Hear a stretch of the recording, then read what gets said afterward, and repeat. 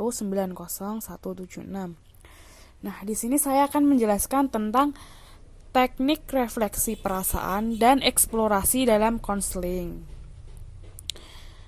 Yang pertama saya akan menjelaskan tentang refleksi perasaan.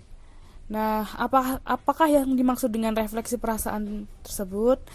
Refleksi perasaan adalah suatu keterampilan di mana konselor memantulkan afeksi atau perasaan di balik pesan yang disampaikan konseli.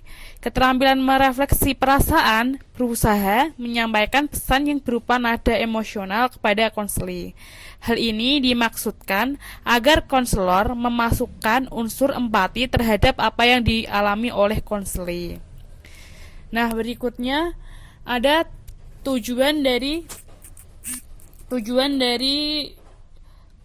refleksi perasaan tersebut. Yang pertama adalah refleksi digunakan untuk mendorong konseli untuk menggunakan perasaan mereka, baik yang positif maupun yang negatif tentang situasi talent. Yang kedua ada tujuan tersebut ada refleksi digunakan untuk membantu konseli mengelola perasaan. Yang ketiga ada refleksi digunakan dengan konseli yang memiliki ekspresi perasaan terhadap proses konseling dan konselor yang memberikan layanan konseling. Dari tujuan yang keempat yaitu ada refleksi dapat membantu konseli membedakan berbagai perasaan secara akurat. Nah, yang berikutnya ada ciri-ciri respon refleksi. Yang pertama ada tidak menilai atau non-judgmental. Yang kedua, ada akurat dan apa yang disampaikan. Yang ketiga, ringkas. Yang keempat, lebih banyak kata-kata yang terucap. Nah, berikutnya ada pengertian eksplorasi. Eksplorasi adalah suatu keterampilan untuk menggali perasaan, pengalaman, dan pikiran klien. Hal ini penting karena kebanyakan klien menyampaikan rahasia batin, menutup atau mampu mengemukakan pendapatnya dengan terus terang. Teknik eksplorasi memungkinkan klien untuk bebas berbicara tanpa ada rasa takut atau tertekan dan terancam. Nah, berikutnya ada macam-macam eksplorasi. Eksplorasi yang pertama ada eksplorasi perasaan.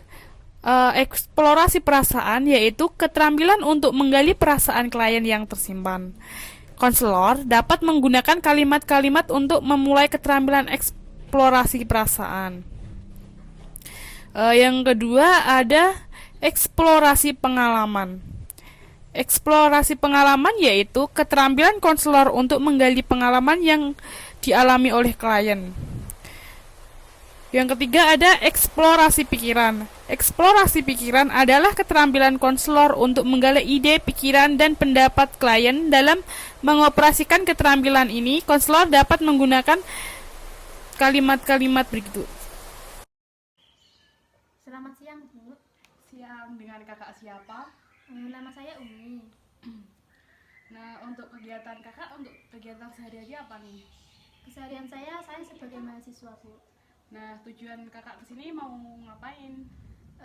Tujuan saya kesini, saya ada tujuan untuk mau bercerita sedikit soal masalah saya. Nah, jadi di sini saya sebagai konselor hanya menjadi pembantu masalah Mbak. Dan untuk pengambilan keputusan dan tanggung jawab saya kembalikan ke kakak. Nah, sebelumnya, terus apa yang Mbak rasakan saat ini yang mau Mbak ceritakan? Silahkan. Untuk masalah yang sedang saya alami, Bu. Jadi saya ini memiliki bapak tiri di rumah, dan saya akan menyampaikan sedikit kekecewaan saya atas bapak tiri saya. Jadi yang dulunya saya pikir bapak tiri saya akan menyayangi saya sepenuh hati sebagai ibu kandung saya, tapi ternyata bapak tiri saya bersikap keras terhadap saya. Misalnya seperti saat meminta bantuan saya atau menyuruh saya, beliau memintanya tidak dengan cara yang halus, melainkan dengan cara yang kasar. Nah, coba Mbak ceritakan kembali masalah yang terjadi secara meluas dan rinci. Baik, jadi kekecewaan saya terhadap bapak tiri saya atas perlakuan bapak tiri saya, contohnya seperti saat beliau meminta bantuan saya, menyuruh saya, itu tidak dengan cara yang baik atau dengan cara yang halus, melainkan dengan cara yang kasar seperti teriak-teriak, bahkan sampai menggebrak-gebrak meja. Tentu hal tersebut membuat saya takut, cemas, dan sangat takut terhadap bapak tiri saya.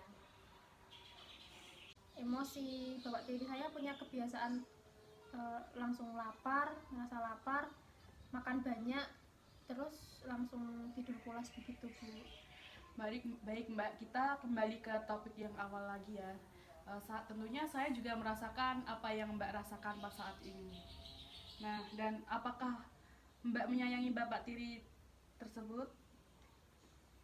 Untuk sayang, tentu saya sangat menyayangi bapak tiri saya. Namun rasa sayang saya terhadap bapak tiri saya tentu jelas berbeda dengan rasa sayang saya terhadap ibu kandung saya. Nah, apakah Mbak sudah menceritakan kepada ibu tentang kekerasan bapak tiri yang dilakukan kepada Mbak tersebut? Saya belum cerita, Bu, soalnya saya juga belum berani cerita ke ibu saya. Takutnya bapak tiri saya akan bersikap seperti itu tadi lagi. Nah, apakah Mbak akan berbicara kepada ibu kandung supaya mengetahui bapak tiri yang terjadi itu? Saya berencana untuk bercerita kepada ibu saya, tapi untuk waktunya saya belum tahu kapan, Bu. Baik, berarti Mbak akan bercerita kepada ibu kandung Mbak sendiri ya. Nah, baik, untuk Mbak itu sudah yang, kalau keputusan Mbak itu yang sudah yang terbaik atau pilihan Mbak itu yang terbaik, bisa bercerita. Nah, bagaimana perasaan Mbak sekarang? Apakah sudah lega? Alhamdulillah, Bu, dengan cara saya bercerita kepada ibu tentang masalah saya, alhamdulillah hati saya sedikit lebih tenang dan juga merasa lebih lega. Nah, untuk keputusan dan tanggung jawab saya kembalikan ke Mbak. Jika ada permasalahan, silahkan kembali ke sini lagi.